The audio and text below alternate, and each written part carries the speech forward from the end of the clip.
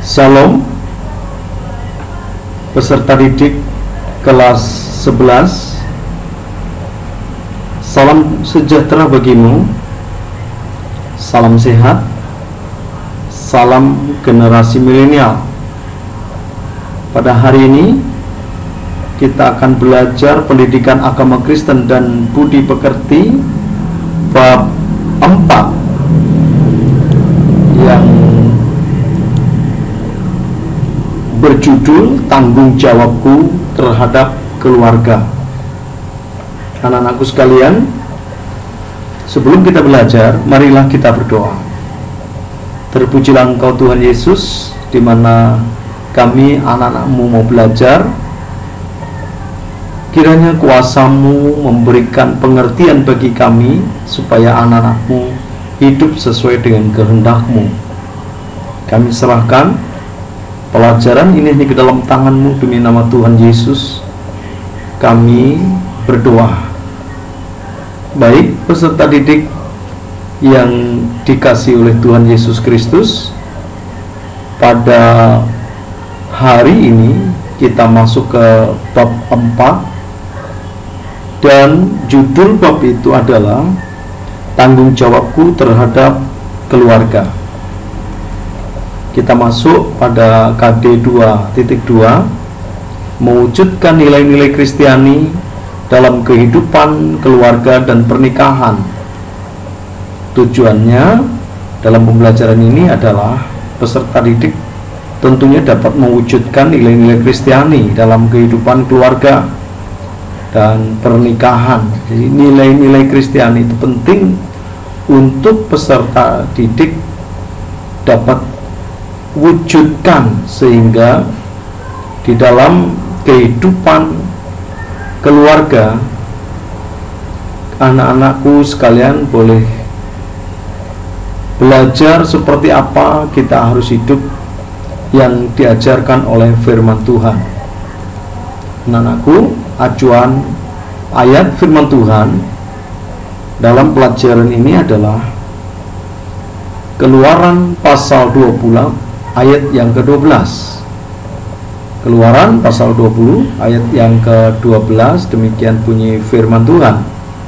Hormatilah ayahmu dan ibumu, supaya lanjut umurmu di tanah yang diberikan Tuhan Allahmu kepadamu.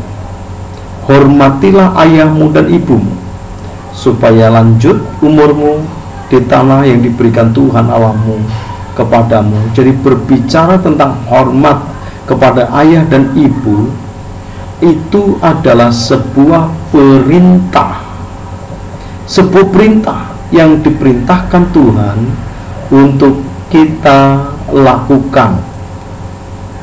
Anak-anakku sekalian, kita melihat ketika kita memberikan penghormatan kepada Tuhan, tentunya harus secara nyata kepada yang kelihatan terlebih dahulu kita memberikan hormat. Kalau kepada yang kelihatan saja kita tidak memberi hormat, maka yang tidak kelihatan pun tentunya tidak bisa kita lakukan itu. Oleh karena itu, belajar memberikan hormat adalah kepada Tuhan adalah kita hormat terhadap orang tua. Lalu di sini tanggung jawab orang tua terhadap anak. Orang tua membimbing atau membawa anak-anaknya untuk memperoleh ilmu. Maka tidak heran kalau orang tua mengantar anak-anaknya ke sekolah. Itu merupakan tanggung jawab orang tua terhadap anak, yang dilakukan orang tua ketika menghantar anak-anaknya sekolah, mengajari anak-anaknya sekolah, belajar, itu merupakan tanggung jawab. Jadi tanggung jawab orang tua tidak hanya memberi makan, memberi uang, tetapi juga dalam hal pendidikan. Ini penting sekali, anak-anakku. Lalu kita belajar selanjutnya di anak dalam keluarga. Anak dalam keluarga itu harus seperti apa kita melihat. Anak adalah berkat terindah dari Tuhan. Ternyata anak adalah berkat terindah dari Tuhan. Tidak heran kalau seseorang mempunyai anak, maka orang tua sangat bergirang hati oleh karena sukacitanya. Mengapa orang tua bersukacita sebegitu hebatnya? Karena orang tua mendapatkan harta yang terindah dari Tuhan, yaitu anak. Selanjutnya adalah, kalau kita sudah melihat bahwa anak dalam keluarga adalah berkat terindah dari Tuhan, maka sebagai anak, tanggung jawab yang harus dipenuhi oleh anak adalah hormat kepada orang tua. Anak adalah berkat terindah dari Tuhan untuk ayah dan ibu, untuk orang tua, sehingga bagi orang tua sangat bersukacita mendapatkan anak. Tetapi anak mempunyai tanggung jawab yang harus dilakukan kepada orang tua, yaitu hormat kepada orang tua. Apa itu hormat kepada orang tua? Kita belajar dari Keluaran pasal 20 ayat yang ke-12. Hormatilah ayahmu dan ibumu supaya lanjut umurmu di tanah yang diberikan Tuhan Allahmu kepadamu. Hormatilah ayahmu dan ibumu supaya lanjut umurmu di tanah yang diberikan Tuhan Allahmu kepadamu. Hormat kepada orang tua adalah sebuah perintah daripada Tuhan yang harus kita lakukan. Lalu hormat terhadap orang tua itu seperti apa saja? Apa sih hormat terhadap orang tua? Hormat terhadap orang tua berarti bersikap santun, ya. Bersikap santun itu seperti apa? Bersikap santun itu tidak boleh kurang ajar terhadap orang tua. Orang tua, terhadap orang tua, anak harus patuh, ya. Jadi bersikap santun dan patuh terhadap orang tua itu adalah hormat terhadap orang tua, ya. Bersikap santun dan patuh. Lalu yang selanjutnya adalah bertanggung jawab memelihara kelangsungan hidup orang tua.